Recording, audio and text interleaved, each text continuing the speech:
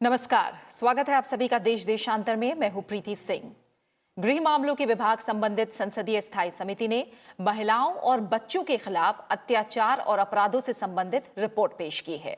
समिति का कहना है कि पिछले साल कोरोना महामारी के दौरान घरेलू हिंसा और महिलाओं और बच्चों की तस्करी के मामलों में अचानक तेजी आई। रिपोर्ट में कहा गया कि महिला प्रवासी मजदूर और उनके बच्चे लॉकडाउन के दौरान बड़ी संख्या में तस्करी का शिकार हुए और लापता हुए। ये सब मुख्य रूप से आर्थिक गतिविधियों में रुकावट, लॉकडाउन के दौरान वर्क फ्रॉम होम और परिवार के साथ ज्यादा समय बिताने की वजह से हुआ। रिपोर्ट में महिलाओं के खिलाफ अपराधों में बढ़ोतरी के पीछे के कई कारणों पर विस्तार से जांच की गई है। समिति ने यह पाया है कि महिलाओं और बच्चों के खिलाफ अपराधों के मामले पुलिस स्टेशन में समय से रजिस्टर नहीं हो रहे हैं। समिति ने पुलिस द्वारा एफआईआर दर्ज नहीं करने की जांच करने के लिए डिकॉय तैनात करने की सिफारिश की है। समिति ने राजस्थान पुलिस की ओर से डिकॉय ऑपरेशन करने की पहल की सराहना की, जिसमें यह भी चेक किया जाएगा कि पुलिस स्टेशनों में एफआईआर दर्ज की जा रही है या नहीं। समिति ने कहा कि इस तरह के डिकॉय ऑपरेशन पूरे देश में किए जाने चाहिए। ये जमीनी स्तर के पुलिस अधिकारियों के बीच सतर्कता पैदा करेगा, जिससे ज्यादा से ज्यादा एफआईआर दर्ज होंगी। साथ ही समिति ने कहा है कि पुलिस को एफआईआर शीट में एफआईआर देरी के कारणों को भी लिखना होगा। देश देशांतर में आज चर्चा कोरोना काल में महिलाओं और बच्चों के खिलाफ बढ़े अपराध, कारण, निवारण उपाय और चुनौतियों पर हम चर्चा करेंगे। और इस पर चर्चा के लिए दो खास मेहमान मेरे साथ इस कार्यक्रम में जुड़े हुए हैं। मेरे साथ है राष्ट्रीय महिला आयोग की अध्यक्ष रेखा शर्मा जी। साथ ही मेरे साथ हैं doctor Gauri Shankar Kaloya, additional professor clinical psychology, AIIMS. आप दोनों मेहमानों का बहुत बहुत शुक्रिया इस चर्चा में शामिल होने के लिए। रेखा शर्मा, आपसे मैं पहले समझना चाहूंगी, रिपोर्ट में जो बातें आई हैं आपकी नजर में वो कितनी गंभीर हैं और क्या संकेत दे रही हैं, क्या इशारा कर रही हैं? ये जो रिपोर्ट है वो एनसीडब्ल्यू की जो रिपोर्ट है उसी के पे आधारित है। जो हमने कोरोना काल में जिस प्रकार डोमेस्टिक वायलेंस के केसेस हमें मिले, यही राज्यसभा ने हमसे मंगवाई थी डिटेल, और उसी पे आधारित है ये रिपोर्ट। कोरोना काल में हमने ये देखा, जो कि पुलिस इस पे अलग विचार रखती है, उनके पास उतने केसेस नहीं मिले जितने हमें मिले। तो मैं ओवरऑल नहीं बता पाऊंगी कि कितने डोमेस्टिक वायलेंस के केसेस बढ़े पूरे, लेकिन हमारे पास अकॉर्डिंग टू आवर डाटा हमारे पास ये केसेस डबल से भी थोड़े ज्यादा हो गए कोरोना काल में। ये हमने मार्च में लॉकडाउन हुआ था, मई से हमने ये देखना शुरू किया कि केसेस बढ़ते गए। इनफैक्ट अप्रैल में भी ज्यादा थे, लेकिन मई, जून, जुलाई और ज्यादा बढ़ते गए। और ये देखा गया कि क्योंकि बंद थे फैमिलीज एक साथ, लड़ाई झगड़े ज्यादा होने लगे, महिलाओं पर ज्यादा अत्याचार इसलिए भी हुए कि उनके पास काम करने को, ऑफिस के साथ साथ वो घरेलू काम भी बहुत ज्यादा था, बच्चों का भी देखभाल था, और उसकी जो हस्बैंड्स की प्रॉब्लम्स थी वो सब अपनी बीवियों पे उतारने लगे। चाहे वो कितनी भी टेंशन में होते थे, जॉब चली गई या पैसा नहीं आ रहा फैमिली में, तो ये देखा गया कि और महिलाएं अपनी बात किसी से शेयर नहीं कर पा रही थी। किसी से ना परिवार पे में जा पाती थी, अपने माँ बाप से मिल पाती थी, पुलिस थाने तक नहीं जा सकती थी। इसीलिए हमने देखा कि वो राष्ट्रीय महिला आयोग के पास ज्यादा पहुंची, और यही कंप्लेंट्स ज्यादा होने के कारण हमने एक व्हाट्सएप नंबर चलाया, जो जैसे ही हमने जारी किया उस पे बहुत ज्यादा कंप्लेंट्स आनी शुरू हुई, और महिलाओं को लगा कि वो हम तक पहुंच सकती हैं, और हमारे को एक पूरा एक ग्रुप बनाना पड़ा जो टास्क फोर्स था।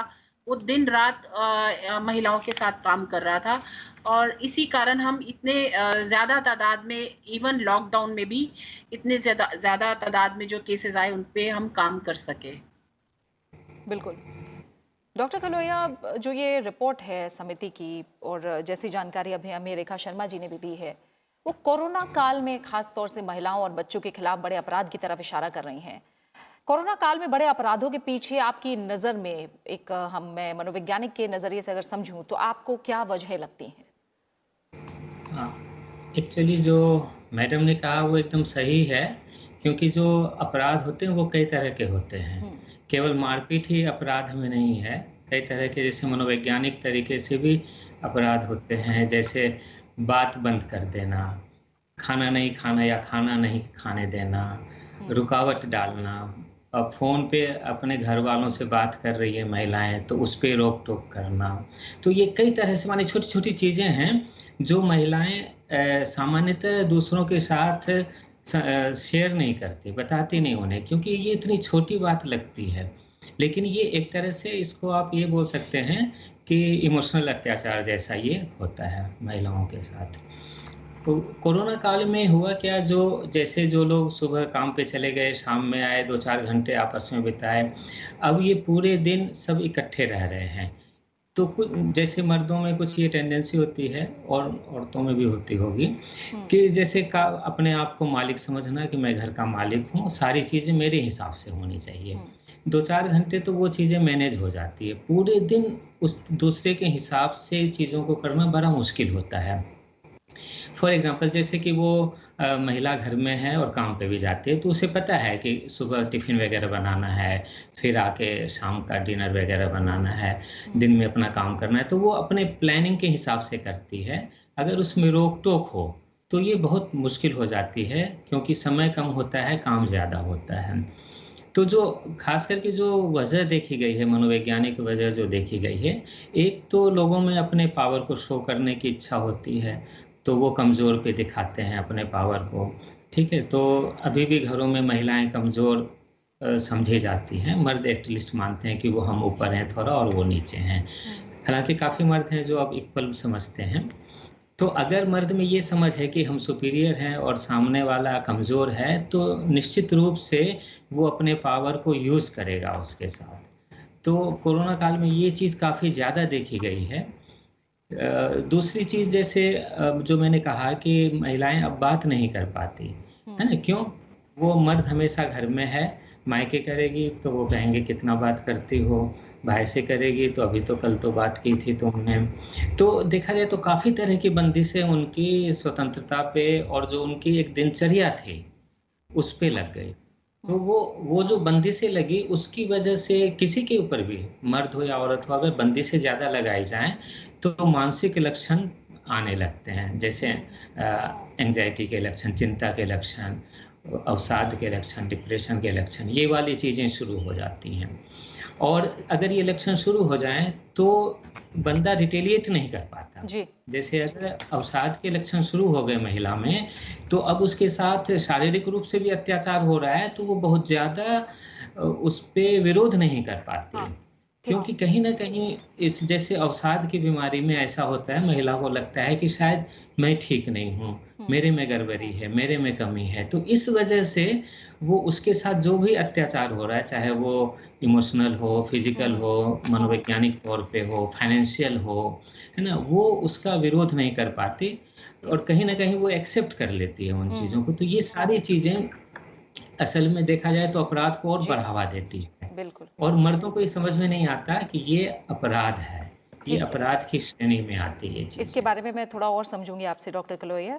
उससे पहले रेखा शर्मा जी, जैसे अभी हमें डॉक्टर कलोहिया भी बता रहे हैं कि कई सारी चीज़ें, कई जगह महिलाएं ये मानते हैं कि शायद मेरी गलती हो, इसलिए वो बात सामने नहीं लेकर आती। तो आप क्या मानती हैं कि स्थिति जो रिपोर्ट में सामने आई या आपके सामने जो आई है, उससे ज़्यादा और गंभीर हो सकती है? हो सकता है कई ऐसे मामले हों जो किसी भी तरह सामने ना आ पाए हों। क्या स्थिति ज़्यादा गंभीर है? और हमने लॉकडाउन के दौरान, कोरोना के दौरान सिर्फ भारत ही नहीं बल्कि दुनिया के हर एक कोने में, लगभग हम माने तो महिलाओं के खिलाफ हिंसा की बात हो या बच्चों के खिलाफ अपराध की बात हो, हर जगह बढ़ोतरी काफी ज्यादा देखी गई। लगातार संयुक्त राष्ट्र ने भी इस पे चिंता जताई। तो आप क्या मानती हैं कि जो गंभीरता है वो इस रिपोर्ट से भी और कहीं ज्यादा व्यापक हो सकती है? जी, मैं बिल्कुल मानती हूँ। जैसा आपने कहा कि विश्व भर में ये परेशानी थी कि कोरोना के टाइम, लॉकडाउन के दौरान पूरी जगह, चाहे डेवलप्ड कंट्रीज हो, अंडर डेवलप्ड हो, सब जगह डोमेस्टिक वायलेंस के केसेस बढ़े।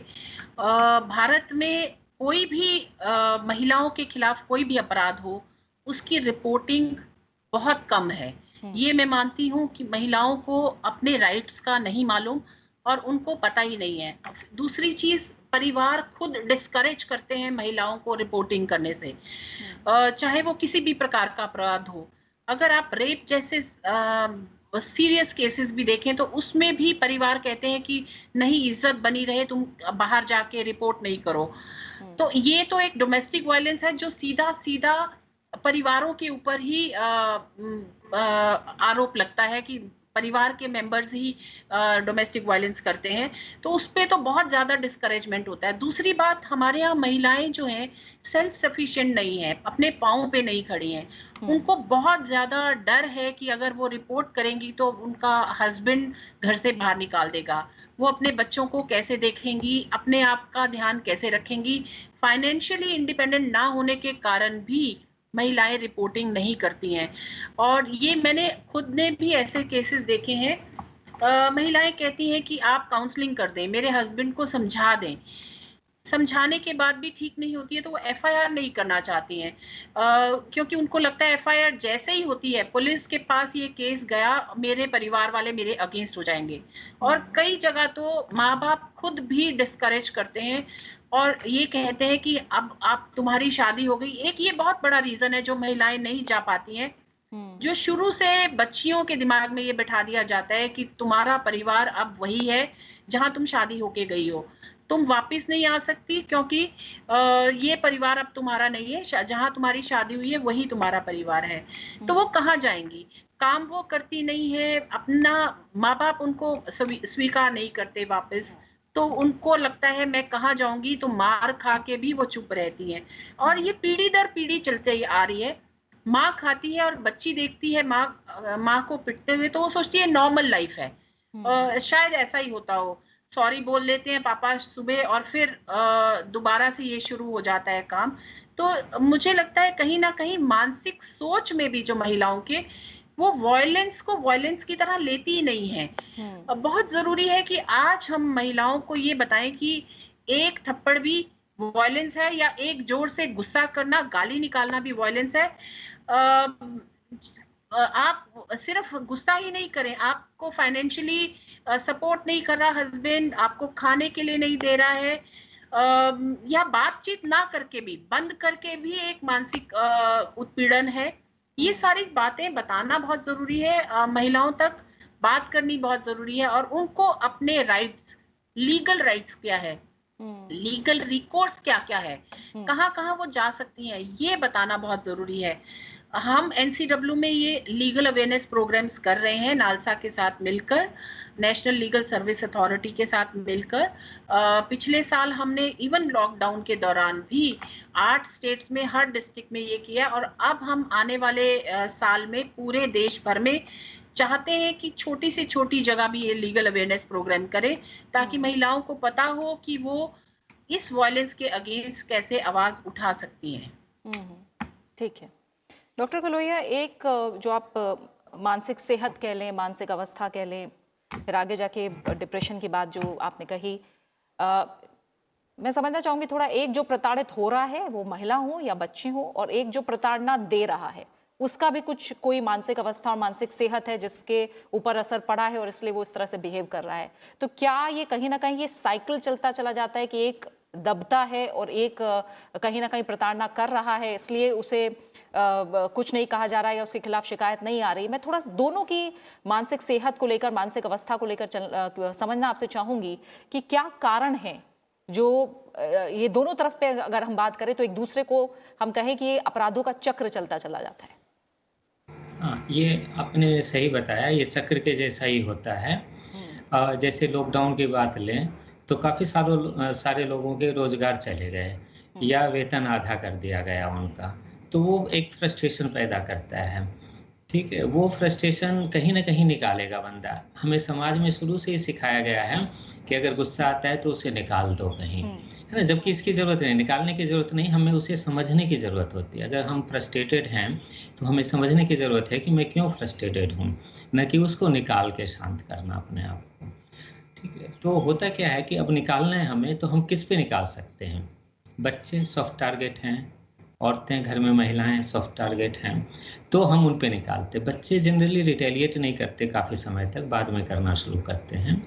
और अगर औरतें फर्स्ट टाइम ही रिटेलिएट करें, मना करे कि ये गलत है और आप ऐसा नहीं कर सकते हो, है ना, काफ़ी बोल्डली जोरदार आवाज़ में ऐसा बोले अगर मर्द को, तो शायद वो सिचुएशन वहाँ मैनेज हो सकती है। इसके लिए जैसे विमेन एम्पावरमेंट की जो बात करते हैं, तो हमारी बहुत सारी महिलाएं इस चीज़ को नहीं समझती है कि सहना नहीं है, वो हमें उसको रिटेलिएट भी हम कर सकते हैं। सहने से फ़ायदा नहीं होगा, सहने से हमारा घर नहीं बचेगा। अगर हम उसी समय फीडबैक दें सामने वाले को, हम बताएँ कि आप गलत कर रहे हो और सहन नहीं कर सकते हो, तो ये ज़्यादा अच्छा होगा, बजाए कि हम सहते रहें और फिर सिचुएशन बहुत ही ज़्यादा खराब हो। सहने के क्या नुकसान है? अगर वो महिला सहती है, तो घर में बच्चे देख रहे हैं माँ की पिटाई हो रही है, वो वायलेंस जारी रहेगा। आज पिटाई हुई, कल हस्बैंड सॉरी बोल देगा, थोड़ा-सा प्यार कर लेगा, ठीक है। फिर 2-4 दिन के बाद फिर वही चीज़ शुरू होगी। तो ये साइकिल चलता रहता है, बच्चे उसमें नेग्लेक्ट होते रहते हैं। तो एक तो आप बच्चों को डैमेज कर रहे हैं सह के, और ऐसा करके जो मर्द कर रहे हैं वो भी, ठीक है। और दूसरी बात है कि आप क्यों सह रहे हो, उसकी ज़रूरत नहीं है। आप खुशी-खुशी घर में रह सकते हो, आपको सहने की ज़रूरत नहीं है, मार सहने की ज़रूरत नहीं है, आपको इमोशनल अत्याचार सहने की ज़रूरत नहीं है। तो आप ये चीज़ बताना शुरू करो। अगर उसके समझ में नहीं आ रही है, मर्द के समझ में ये चीज़ नहीं आ रही है कि आपको मुश्किल हो रही है, तो आप कई तरह की सहायता ले सकते हो। कानूनी सहायता भी आपको लेनी चाहिए, अगर दूसरी सहायताओं से आपका काम नहीं चल रहा है। जैसे आप अपने घर वालों की हेल्प लें, उनके घर वालों की हेल्प लें। उसके बाद भी अगर चीज़ें नहीं संभल रही है, ठीक नहीं हो रही है, तो आपको कानूनी सहायता लेनी चाहिए, ताकि ये साइकिल जो है ब्रेक हो सके, आपके घर में शांति रहे, बच्चे भी ठीक रहें। थोड़ी देर के लिए टर्मोइल होगा, थोड़ी देर के लिए घर में बहुत ही अजीब-सा लगेगा, चारों तरफ से लोग आपको बोलेंगे कि तुम ऐसा नहीं कर सकती, तुम्हारा घर है, कैसे तुम बदनाम करोगी अपने घर को। लेकिन अल्टीमेटली ये चीज़ फ़ायदा देगी, घर से ये जो अत्याचार चल रहा है, वायलेंस चल रहा है, इस पे कंट्रोल होगा, इस पे काबू पाया जा सकता है, पहली चीज़।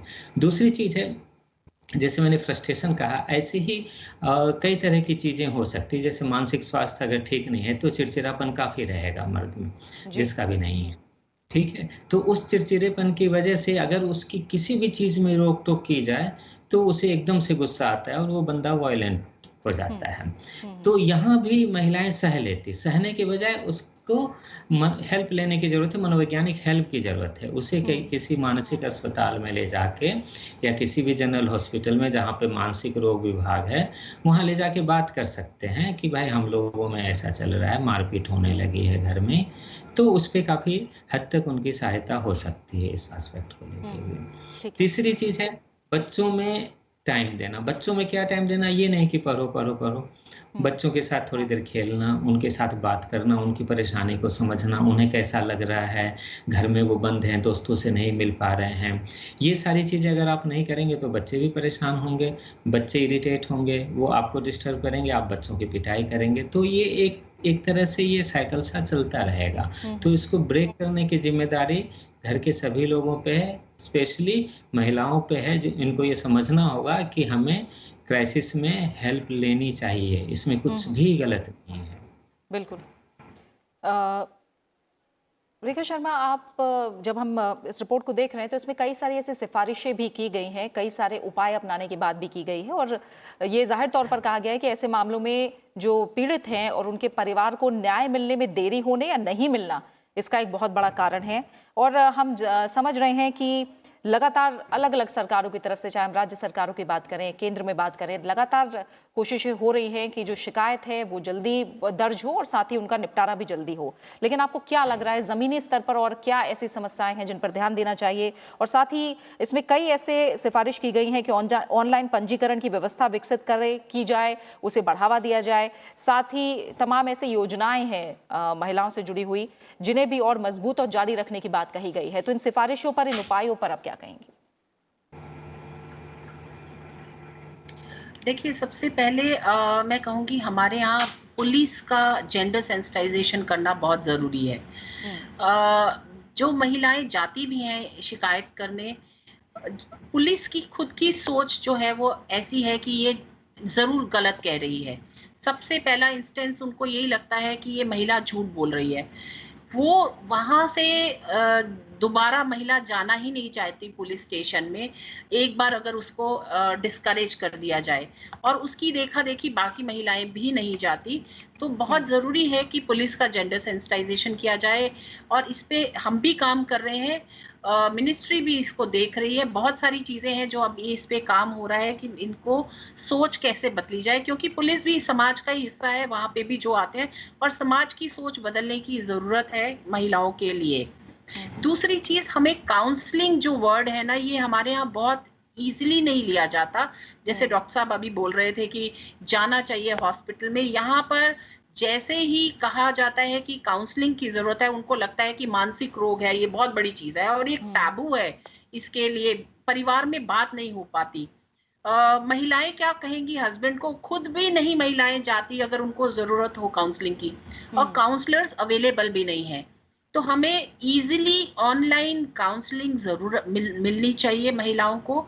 इसमें एक नंबर हो पूरे देश में जहां वो फोन करें अगर उनको काउंसलिंग की जरूरत है, और उनको काउंसलिंग मिले, महिलाओं को ही नहीं पुरुषों को भी मिले, और वो जो टाबू है मानसिक रोग के ऊपर वो हटाया जाए। इस पे बहुत ज्यादा अवेयरनेस की जरूरत है, चर्चा की जरूरत है। जैसे आज हम चर्चा कर रहे हैं, ये लगातार समाज में चर्चा होती रहनी चाहिए ताकि सोच बदले इसके प्रति। परिवार टूटने नहीं चाहिए, ये भी बहुत जरूरी है, इसलिए काउंसलिंग बहुत जरूरी है। अगर आप विदेशों में देखिए तो मैरिज काउंसलिंग बहुत ज्यादा इजीली अवेलेबल है, लोग जाते भी हैं, हेल्प लेने जाते भी हैं। जहां तक यहाँ है, यहाँ परिवार वाले ज्यादा काउंसलिंग देते हैं, और दोनों परिवारों के लोग मिलकर वो कहीं ना कहीं मैंने देखा है लड़की के परिवार हमेशा दबा ही रहता है। उसमें भी अगर दो परिवार बैठे तो उसमें भी गिनाया जाता है तुमने ये नहीं किया, ये नहीं किया, और वो हाथ जोड़े बैठे रहते हैं। उससे अच्छा है कि प्रोफेशनल काउंसलिंग दी जाए, ताकि दोनों की बात सुने और दोनों की बात पर सुनकर एक कोई समाधान निकालने की कोशिश हो। ये बहुत जरूरी है। बिल्कुल। डॉक्टर कलोया, आप आखिर में क्या कहेंगे? जैसे अभी रेखा शर्मा जी ने भी कहा कि काउंसलिंग जो है इसको थोड़ा सा नकारात्मक तरीके से लिया जाता है हमारे समाज में।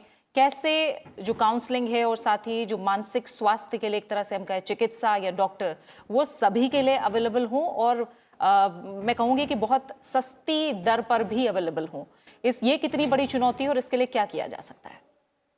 ये सही बात है कि बहुत सारे लोगों में ये स्टिग्मा जुड़ा हुआ है मनोवैज्ञानिक समस्याओं को लेके। लोग इलाज के लिए नहीं आते, इवन बहुत ज़्यादा वायलेंट हो रहा है पेशेंट फिर भी नहीं लाते, कोशिश करते हैं किसी तरह से मैनेज कर ले, झाड़ फूक, टोना जादू वगैरह से, लेकिन जब वो परेशान हो जाते हैं तब आते हैं। लेकिन तो लोगों को ये समझना होगा कि जैसे हमें फीवर होता है, बुखार होता है, सर्दी खांसी होती है, उसी तरह से मानसिक समस्याएं भी होती हैं। आपस में झगड़े भी हो सकते हैं, मैरिटल डिस्कॉर्ड भी हो सकता है, बच्चों में भी कुछ परेशानी हो सकती है। तो हमें सहायता लेने के लिए अपने दरवाजे हमेशा खुले रखने हैं कि जब भी हम क्राइसिस में हो हम हेल्प लें, और हमें पता होना चाहिए हेल्प हमें कहाँ से मिलेगी। जैसे दिल्ली में करीब करीब सभी सरकारी अस्पतालों में ये सुविधा है, और जितने प्राइवेट हॉस्पिटल्स हैं, बड़े हॉस्पिटल्स, उसमें भी नैदानिक मनोवैज्ञानिक हैं जो ये सहायता करते हैं काउंसलिंग करके। प्राइवेट हॉस्पिटल में फ़ी देनी होती है, गवर्नमेंट हॉस्पिटल में ये ऑलमोस्ट फ्री होता है। एम्स में भी ये फैसिलिटी है, जो भी आए काउंसलिंग लेना चाहें ले सकते हैं। लेकिन होता है काउंसलिंग के बारे में लोगों की क्या समझ है, लोग ऐसा समझते हैं कि बस समझाना, जबकि काउंसलिंग समझाना नहीं है, समझना है। सामने वाला जो परेशानी अपनी बता रहा है, हमें उसे समझना है। अगर हम समझ पाएंगे तभी हम उसकी हेल्प कर पाएंगे। लेकिन होता क्या, घर के लोग जैसे कि उसके मायके वाले ऐसे सोचते हैं किसी तरह से मामला रफा दफा हो जाए, ससुराल वाले सोचते हैं ये माफी मांगे, ये हर्जाना भरे, या ये कुछ ऐसे करें, तो वो दोनों एक दूसरे को समझाने में लगे रहते हैं, तो उसका कुछ रिजल्ट भी नहीं निकलता है। घर में भी ऐसे हस्बैंड वाइफ भी एक दूसरे को समझाते हैं।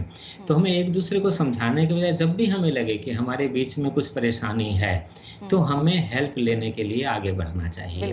बिल्कुल। और इसी के तो साथ ये एक सबसे जरूरी चीज है। इसमें एक चीज और छोटी सी बताना चाहूंगा, जो मैंने कहा पुलिस वाले थोड़े से सेंसिटिव नहीं होते, जेंडर सेंसिटिव नहीं। ये इसकी एक वजह ये भी कि हम घर में जो बच्चों को पालते हैं वो हमारे तरीके अलग है। लड़कों को हम अलग ढंग से पालते हैं, लड़कियों को दबा के पालते हैं हम। तो उन्हीं लड़कों में से कुछ लड़के पुलिस वाले बनते हैं, तो वो चीज सीख चुके हैं। तो हमें थोड़ा सा पेरेंटिंग पर भी काम करना होगा कि पेरेंट्स को सेंसिटाइज करना होगा कि आप एक बच्चे को न दबाओ, दोनों को इक्वली आप ट्रीट करो। उनकी सेफ्टी का ध्यान रखना है आपको, इसमें कोई दो राय नहीं है, बिल्कुल लेकिन इक्वली ट्रीट करना हमें सीखना होगा। बिल्कुल बिल्कुल।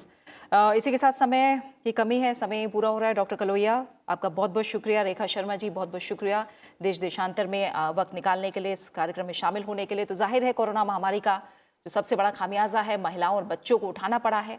लॉकडाउन और दूसरे सख्त नियम कायदों और अनिश्चितता की वजह से दुनिया भर में बहुत सारे क्षेत्र ठप पड़े, अस्त व्यस्त हुए, सर्वाधिक प्रभावित अर्थव्यवस्था भी हुई। अब जब महामारी का असर कम होता जा रहा है, ऐसे में विश्व के तमाम देश सहित भारत भी इससे उबर रहे हैं। धीरे धीरे आम गतिविधियां सामान्य हुई हैं। ऐसे उम्मीद है कि हर एक के जो मानसिक स्वास्थ्य है, मानसिक सेहत है, उस पर भी इसका सकारात्मक असर पड़ेगा। साथ ही जो समिति की तरफ से सुझाए गए उपाय हैं, उस पर अमल करके महिलाओं और बच्चों के खिलाफ बढ़े अपराधों में कमी लाने की ईमानदार कोशिश होगी। इस उम्मीद के साथ देश देशांतर में फिलहाल इतना ही। नमस्कार।